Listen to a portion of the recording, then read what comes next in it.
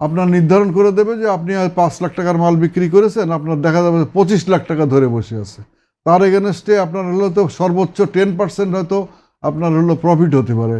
ওরা সেখানে আর কি হলো যে জিপি আর কি, অর্থাৎ গ্রস প্রফিট 20% ধরে আর কি হলো আপনার মানে হলো তার উপরে দিচ্ছে। প্লাস একই সঙ্গে সঙ্গে তাকে ভ্যাটের ঝামেলা মানে হলো পোয়াইতে হচ্ছে।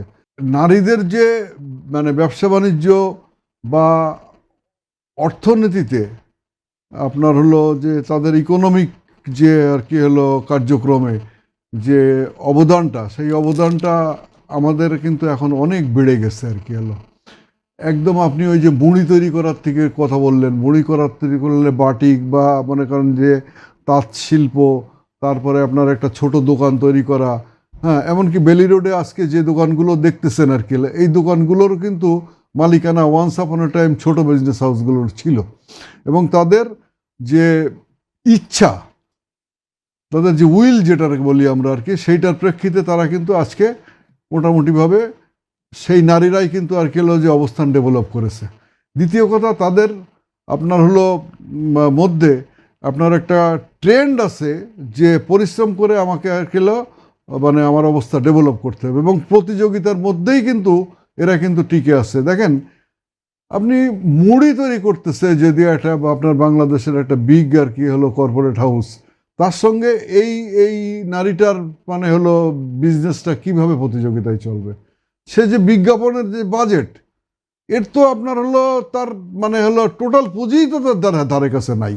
তো এখন আপনার নারীদের আপনি কতটা চাকরি দেবেন?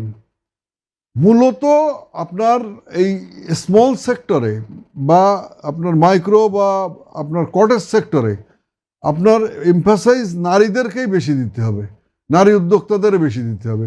এখন সরকার পর্যায়ে কিছু করে না তা না, সেটা হলো এই যে বা আপনার হলো এটা একদম করতো না, আমাদের চাপে পড়ে আর কি হলো বলতে গেলে হলো এসএমই ফাউন্ডেশন আর কি হলো কিছু দিচ্ছে, সেটা হলো ক্লাস্টার ভিত্তিক। ধরেন একটা এলাকায় ধরেন আর কি হলো যে 17 ইঞ্চি তৈরি করতেছে আর কি হলো, অর্থাৎ এই যে ফ্লোরে যে ম্যাট আর কি হলো, বা মনে করেন আর একটা জায়গায় হয়তো আর কি হলো যে তাঁত আছে আর কি হলো, 10 জন আর কি হলো তাঁতি আছে, তাদের ক্লাস্টার ভিত্তিক দিচ্ছে আর কি। কি আরেকটা আর কি হলো যে ওই রকম ধরনের পণ্য তৈরি করতেছে, এরকমভাবে দিচ্ছে।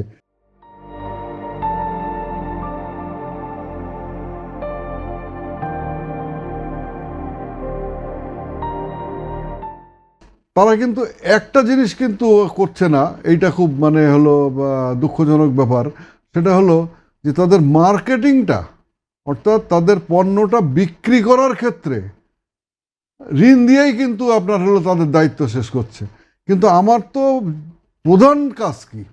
আমার পণ্য বিক্রি করতে হবে। পণ্য বিক্রি না করলে পুঁজি ফেরত আসবে না, পুঁজি ফেরত না আসলে খালি লস হবে তাই না, আপনার পুঁজিটা নষ্ট হয়ে যাবে। কিন্তু এক্ষেত্রে কিন্তু নারীরা একটু এগিয়ে যাচ্ছে অনলাইন ব্যবহার করে। আমি সম্প্রতি এসএমই মেলা সেটা যখন কভার করেছি, আমি সেখানে বেশ কিছু নারী উদ্যোক্তা যাদের নিয়ে কাজ করেছি, তারা কিন্তু সেখানে অনলাইনে খুব অ্যাক্টিভ।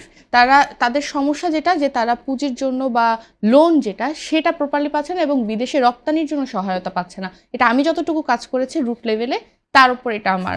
আচ্ছা, এখন মনে করেন যে আপনি যাদেরকে দেখছেন, হ্যাঁ, এদের মোটামুটিভাবে নিজেদের প্রচেষ্টায়, নিজেদের আর কি হলো যে একটু আগে বললাম উইল আর কি হলো মানে নিজের মনের ইচ্ছা, মানে হলো জোর ইচ্ছা, সদিচ্ছার কারণে তারা কিন্তু এই অবস্থায় এসছে।